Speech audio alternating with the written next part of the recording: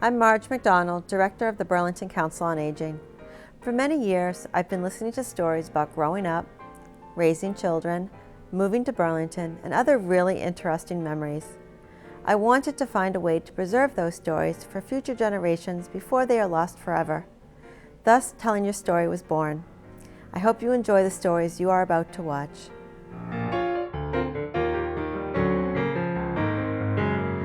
I went to grammar school through June 1951 to 1955. I attended high school and I worked part-time at an oil company. Then I worked at the Concord Reformatory until 1961. Then I had 2 children, so I stayed home for a while. And then I went to work and had several different jobs, 2 in particular are flight schools. And I got my pilot's license in 1969 and did a lot of flying, small planes like 150s, 172s. And I joined the 99s, which is a women's pilot organization. It was started in 1929 by Amelia Earhart. And the first group that attended were 99, so that's why they named it that. It still goes on, but I don't belong to it anymore. But during that time, 3 girls and I flew a 182, which is a high-wing Cessna plane, to Toronto for a convention. It was fun. We went to Buttonville Airport, which is right near Toronto's airport, and that's where we went to this big complex this man owned. He had a barn that was huge, but it was like completely neat. We had the dinner in there, and they had a big half a cow or what on a spit that was turning, and we had that. And we flew over Niagara Falls and saw that, and on the way back we flew across Lake Erie, all the way across, and then we stopped at a small airport to refuel. And then we came home from that, and I did various flying for quite a while until probably 1970. I got my license in 69, and then I went on to other things. My present husband, he had a big motorcycle, and we joined a motorcycle club, not like the noisy Harleys. We were all oldies, and we just, rode on a nice Sunday someplace. And we did a Toys for Tots. We went to Budweiser Place in New Hampshire, and we had a police escort out of town, and all the places where traffic comes onto Route 3, there were police holding them back, so we probably had like 100 motorcycles. It was great, and it was a beautiful day. So I did all that, and then I said several jobs, and then I went to ballroom dancing, which I really, really liked. I did many competitions and showcases and things, and I've been at the Arthur Murray in Burlington. This is my 24th year. People don't believe it, but it's really true. I'm not dancing as much now, but my friend and I went to several places. We went to Newport, Rhode Island, and we went to Albany, New York, and once to Atlantic City. That was fun. There was no time in a showcase to do anything, hardly sleep. So Sunday morning before the bus left, we went out and ran up and down the boardwalk so we could just say we were there. And then from that, I just, didn't work anymore. I just was home. But the senior center is great because I find many, many things, interesting things to do here. What else? I have a question for you. Ages ago, right after the kids were born, we went to Kwajalein in the Marshall Islands. I lived there for 25 months, and that was wonderful. Everything was free. You needed 3 people to rent a 40-foot Chris Craft and go water skiing, and they had 2 or 3 outdoor theaters, and it was always warm.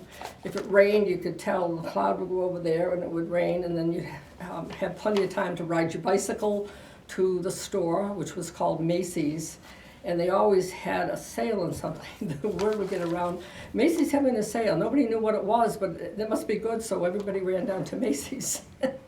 As I said, we rode bikes all over the place. I had to get a second bike because my first one rusted solid.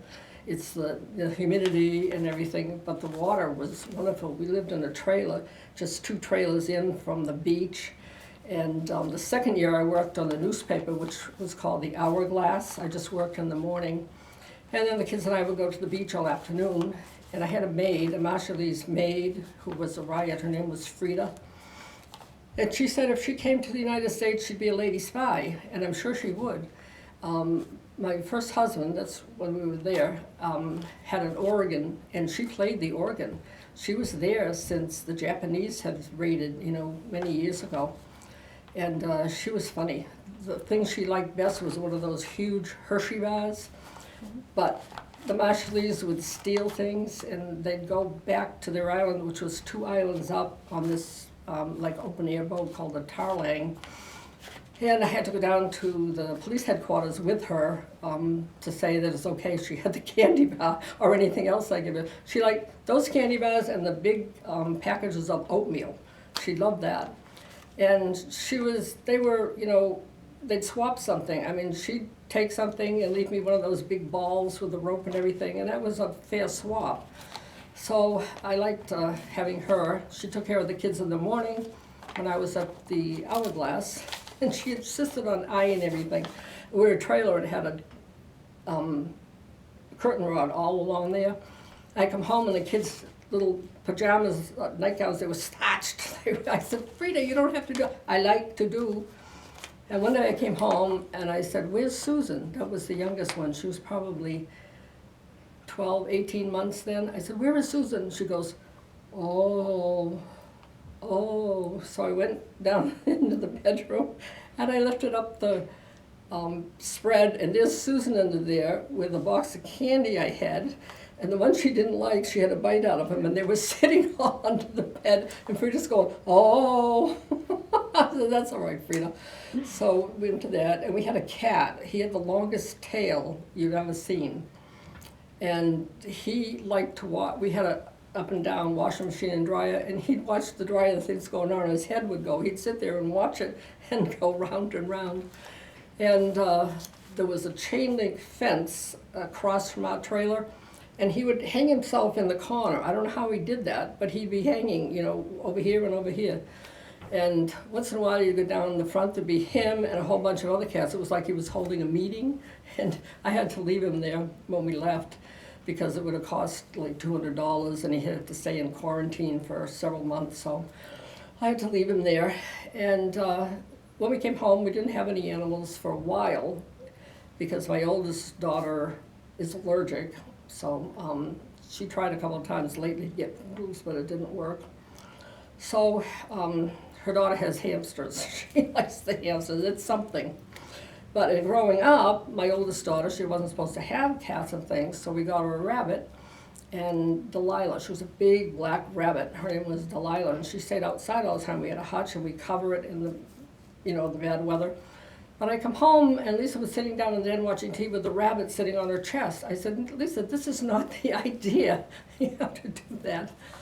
But go back to flying. I flew to several airports, and Can I ask a question about the flying? Yeah. What made you decide you wanted to fly?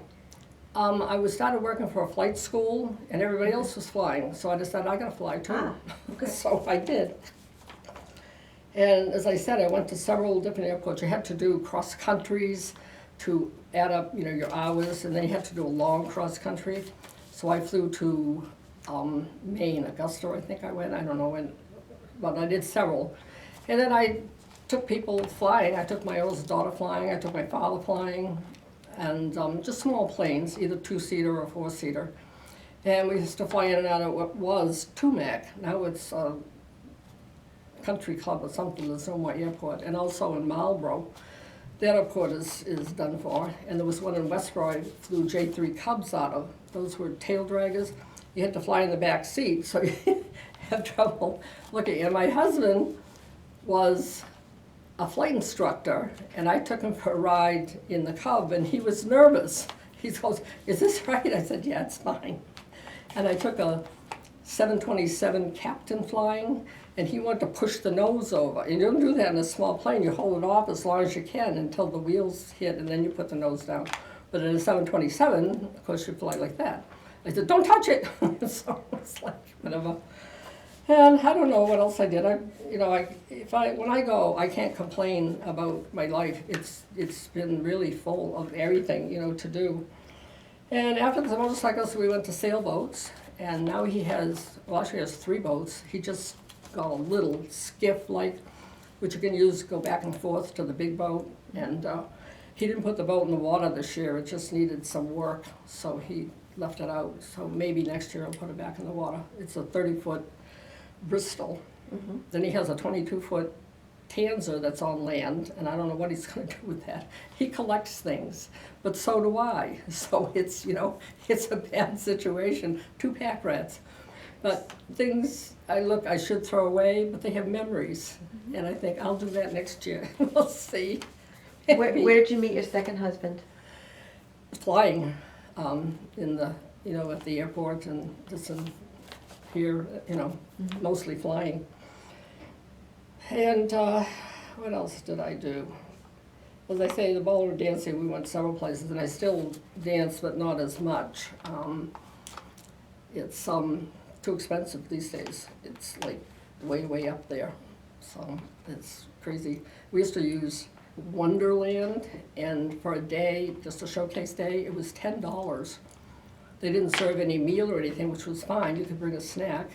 But now they usually have it at the Marriott in Burlington, and there's 8 studios now. There's over 300 people that come. But just to go, it's like $80, and there's no dinner worth $80.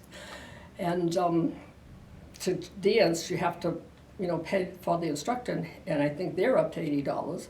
But previous to that, you have to take at least 5 lessons to prepare, your piece that you're going to do, like a recital. So it's way too expensive for me. So now I work for the owner. She runs things, and I do things at the thing, so she takes me free. So that's the only way I can go. I probably couldn't afford it any other way. It's just way up there. But it's fun. She's dancing, you get a minute with somebody, and she needs the next person right away. And the guys, they're over there, so I grab them ahead of time, and I line them up, and I say, go, it's your turn. So that's all the time there is, so I do that. And she lets me go and have my dinner, which is nice, but I love seeing people, too. There's a lot of people I know from other studios and, friends and things.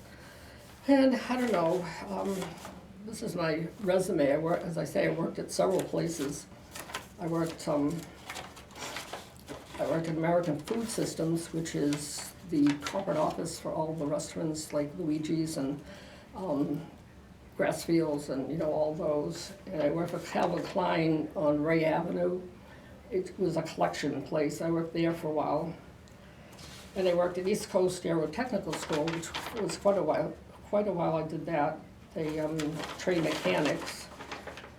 And I am a broker, but I'm not current anymore. I did that for a while in the early 80s when the interest rates were like 18, 19. We did very creative financing. And I worked for Technical Aero Service, which is a flight school, and I worked on another flight school a couple of times. And what else did I do? I went to Woburn Business School in between all this and got an accounting certificate, which that was just 2 years. And I didn't go to college. I just went on to work. So when did you move to Burlington? 1962. We lived in Watertown apartment from 60 to 62. 60 is when I married my first husband, and we had both the kids, and we moved into Burlington at 62. I've been there, ever since. I'm still in the same house. The kids, of course, are married, and they have their children. I have 2 daughters, and I have 2 granddaughters, and all of a sudden they've grown up. The oldest one is going to be 18, I think it's 18 in January, 18 or 19. She got her driver's license a few months ago, and the youngest one is going to be 15 in March, and she makes a killer apple crunch. Oh God, we go there. I says, is Leah making apple crunch? She says, maybe. But they're both good kids, they really are, and they're not into stuff or whatever. My oldest daughter, she goes many places with her daughter. If it's a trip or something, she says, I'm going too. so she keeps her tabs on her. But the other one is driving now, but still, she's a good driver. They took me to a ball game August 1st in Boston, the Red Sox, and they played the Rays, I think. And Mary drove all in the streets in Boston and everything. Her father was in the front seat, but he didn't do much coaching. He'd just tell her right or left or something. And, you know, she really did a good job. And the Red Sox actually won that day, 11-7. So it was good. We parked like right across the street from where you go into the park. It was good. It was $40 to park, but it was easier than taking the train and the subway and on and on and on, which my daughter thought of, but it would have cost like $38 for that. So we thought, well, we'll just park here. And it was really good. We sat in one of the sections down the third baseline, and if we get up and walk, we would have walked right onto third base, so there were good seats. They were underneath the overhang, which I need because I can't sit out in the sun. And it was like an 84 something. It was a warm day, but it wasn't, you know, hurting us because we were under the overhang, which was very good. And that was a good time. The only other baseball game I went to was ages ago when I was a Girl Scout leader. We took a troop, me and 2 other leaders, I think, and we sat in the bleachers, and it cooled off much cooler than they said, and nobody had the right jackets or anything. And then after the game was over, we're standing outside the door or the gate or whatever it is, and the school bus was late, so I have 20, 25 little kids freezing out there. But that's the only other time I went to a game. But I don't even remember who played then. I'm sure the Red Sox, but I don't know who they played. So anyway, I don't know. I've done other things that sometimes I can't even think of. So I say I wrote down. That's good. That's enough. But that's probably, I could go on and talk all day, but you know, I know people care about what you've done, maybe. I think you've had a very interesting life, so thank you very much. I was excited yesterday.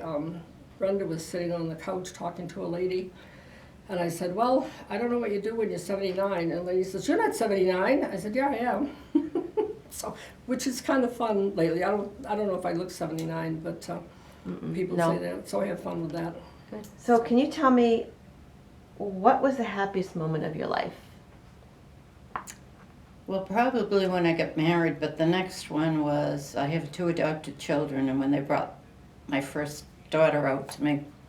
Yeah. The second one, it was been there, done that, but the first one was, you know, to have a baby infant, both newborns from the hospital, put right in your arms. Nice. You want to talk a little bit more about your babies?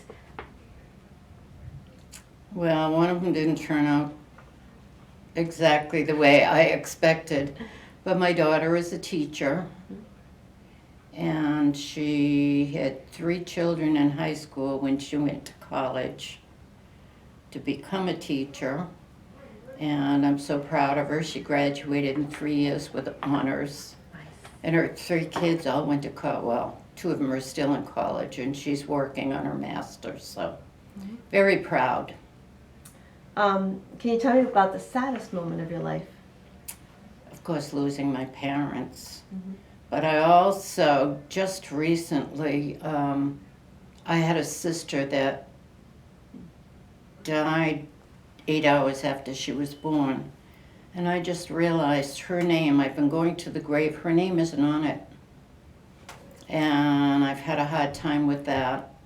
November 1st was her birthday, and that was, I took flowers to her. That was real sad.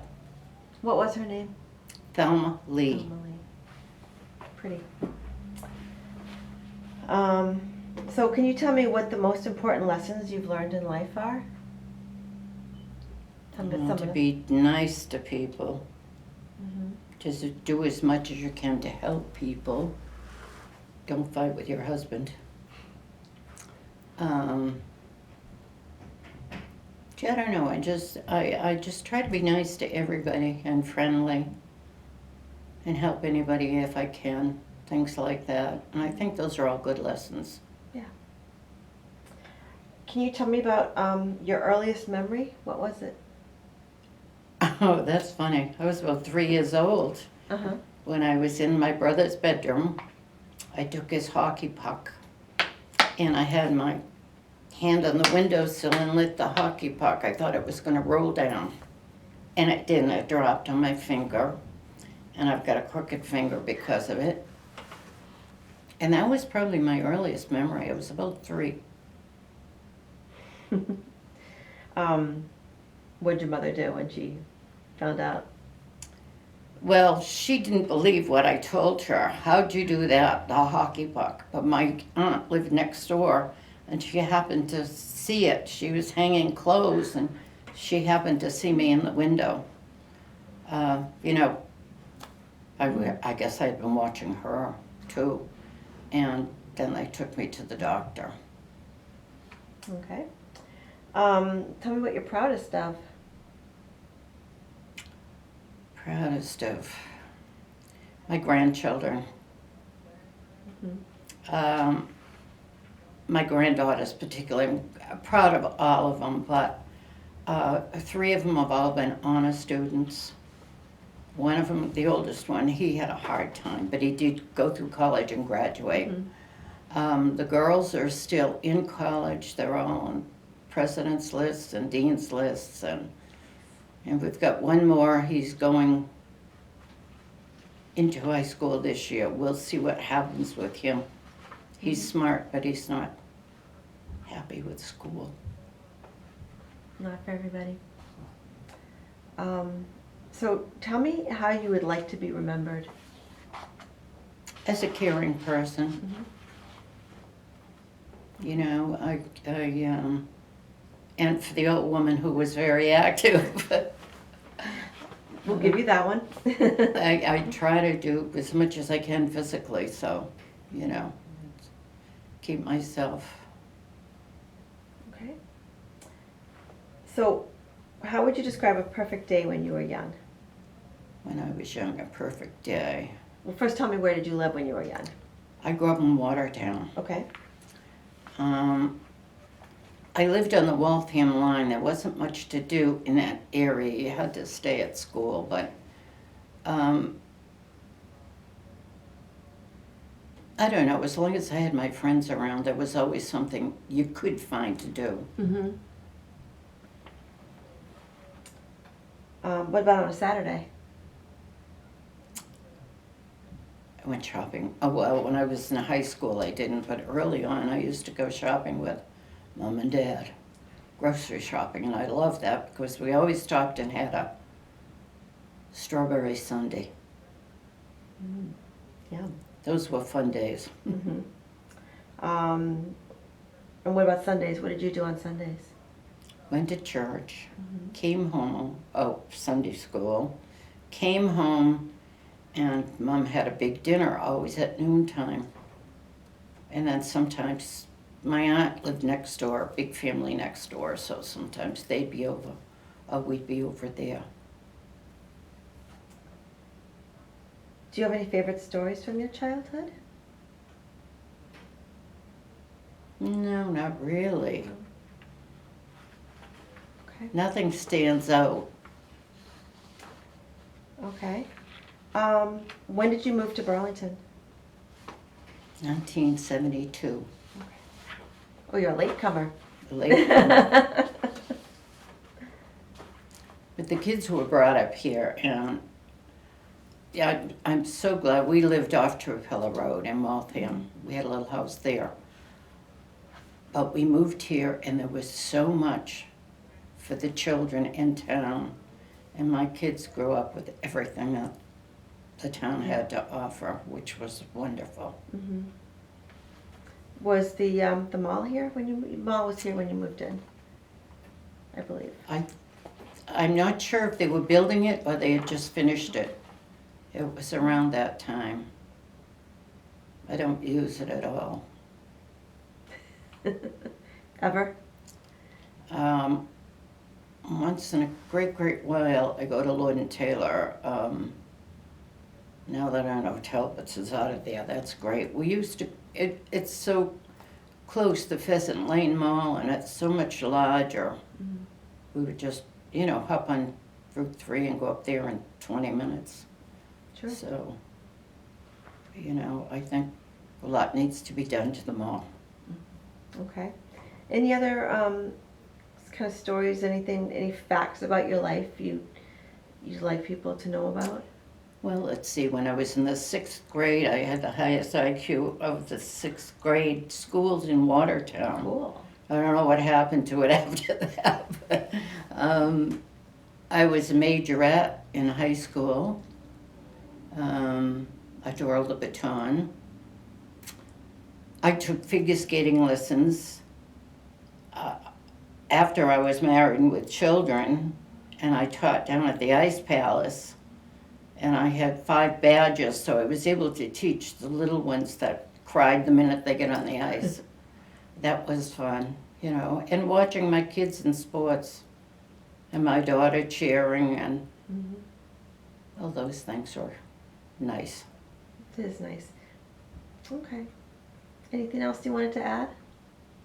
No, I can't think of anything. Okay. All right. Except I love living in Burlington. It's a nice town to live in. It is. It is.